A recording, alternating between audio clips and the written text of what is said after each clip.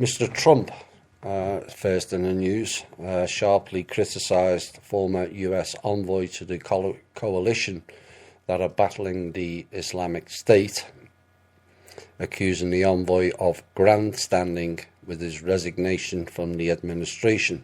And that was Brett McGurk announced his resignation, spelled F-I-R-E-D, earlier last Saturday, following in the footsteps of Defence Secretary James Gathered in the Mattis, who announced his own resignation and was subsequently that resignation was shortened this week, as we all know.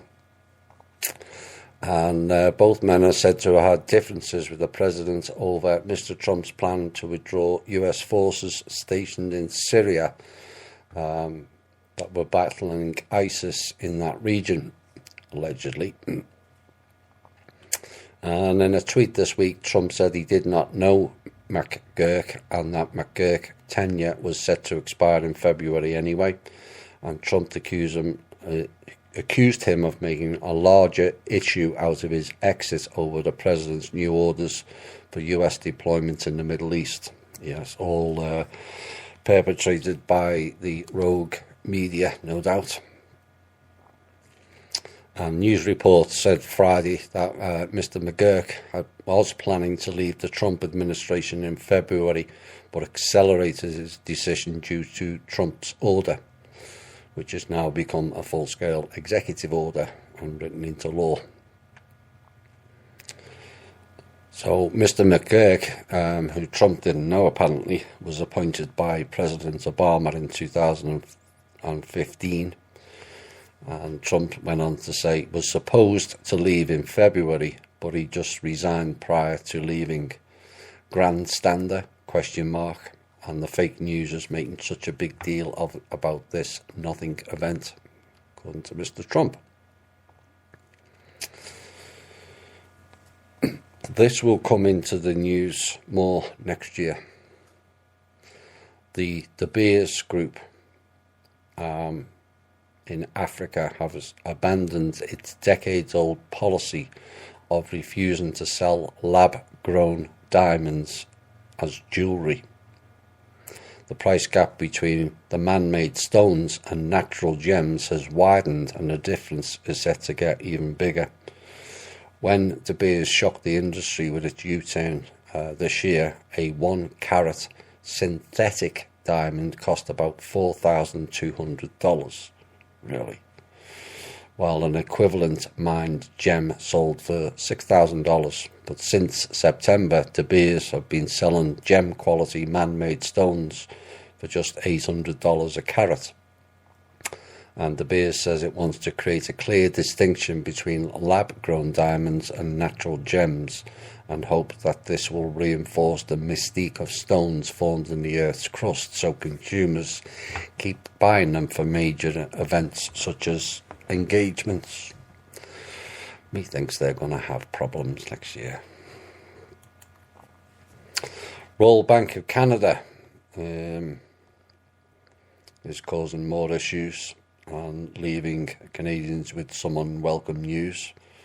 And this report goes on to say it's never been this expensive relative to income to own a detached home in Canada.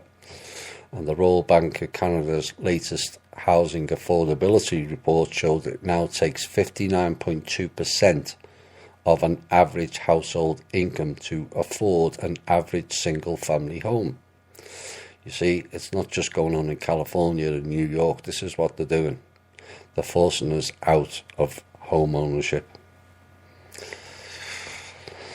And 59.2% of their income is the highest in records going back to the mid-1980s, and miles above the long-run average of 44.7%. I remember when you used to apply for a mortgage, it says your housing expenditure mustn't be above 30%. This is why people are not getting mortgages. And for years, soaring housing prices in many markets were behind the trend, but these days rising interest rates are the main culprit, We all know why they're doing that. Pushing home affordability out of reach.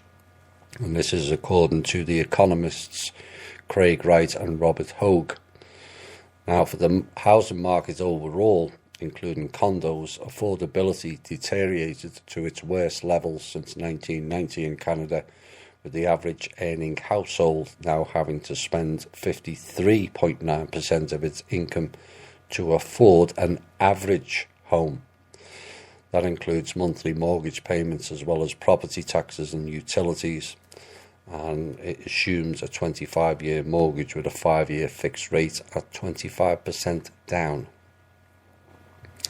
How many people have got 25% to put down on a home? And this is another part of their game. That game in 2019 will begin to crash. A trailblazing politician, female politician at that, has been killed in a helicopter crash, crash being in inverted commas, in Mexico just 10 days after taking office. Martha Erica Alonso, who was 45, was on board the aircraft along with her husband, former governor Rafael Moreno Valle Rosas, when it came down earlier this week. Now, the president of Mexico, Mr. Obrador, confirmed Alonso and Valle died in the crash in the municipality of Coronango, Puebla. Now, Mrs. Alonso only assumed office as governor of Puebla on December the 14th, and she was the first female ever to hold office, and only the 7th female governor in Mexican history. And that's all been wiped out. More games. Some good news from Britain. And the spirit of Christmas was truly alive this week as a train station was transformed into a dining hall to give 200 homeless people a festive dinner. Now, those who do not have a place to call their own were treated to a free Yuletide party at Birmingham New Street Station in the UK. And this included a 3-course banquet at a round table area on the busy lower concourse. And Midlands Langar Service Society arranged the event, which was supported by the Network Rail. As well as the feast, there were carol singers, a DJ and a Santa made an appearance at the Christmas Eve event, and a night which had a moving choral performance was not just about laying on food, but bringing people together at a time of the year when many feel lonely and also isolated. Now, Mr. Singh, who's the chief executive of the society, told Birmingham Live Midlands Langar Service Society are out 7 nights a week, not only across Birmingham, but also across the whole of the UK. And our main purpose is to serve humanity and serve hot meals to people less fortunate than ourselves, and give out hats, clothes and warm clothing, and also hope. So kudos to them. Word of warning, as this is happening on a far more prevalent scale than people realise. This is another story from the UK. Christopher Lee, who's 49, attempted to withdraw £2,000, which is roughly $2,600, for his employees Rocky Andrews and Michael Shorrock at a TSB branch this week. But the businessman from Stoke-on-Trent told his account had been frozen, even though he claims there's more than $10,000 in it. So the owner of a solar panel company, Future Trading UK, staged a sit-in protest at the bank inside a bright yellow tent with his workmates. I don't know whether he eventually got the money, but this is a common problem with people with money in accounts and they're not being allowed to withdraw it. And the reason is fairly obvious. All these banks are now completely bankrupt. Word of warning. The partial government shutdown entered its fifth day yesterday, and with no end in sight. And there is no end date, as I understand. And there's one key ingredient is missing on both sides of Pennsylvania Avenue, and any sense of urgency to end the crisis. It could roll on for quite a bit. Mr. Trump is not backing down, and those clowns are playing a dangerous game. Who are going to go against it? They're playing a dangerous game. Now, Mr. Trump and the Democratic leaders traded barbs for a few proposals that would fund 9 cabinet agencies and a handful of smaller federal offices over the long Christmas weekend. Without Kim, all that people who doubt Kim and the Manor World Holding Trust, none of them would have been paid this week. Kim sent a budget that would last the Christmas at least anyway, but not much into the new year. That was requested by Mr. Trump, and that's what we sent. So as Americans were celebrating the holiday with their families, the president has now decided he's going to dig in on his demands for $5 billion in border barrier funds. And he said, I can't tell you when the government is going to reopen, on Tuesday, adding he will not sign any spending bill to end the crisis until we have a wall, a fence, or whatever else they'd like to call it.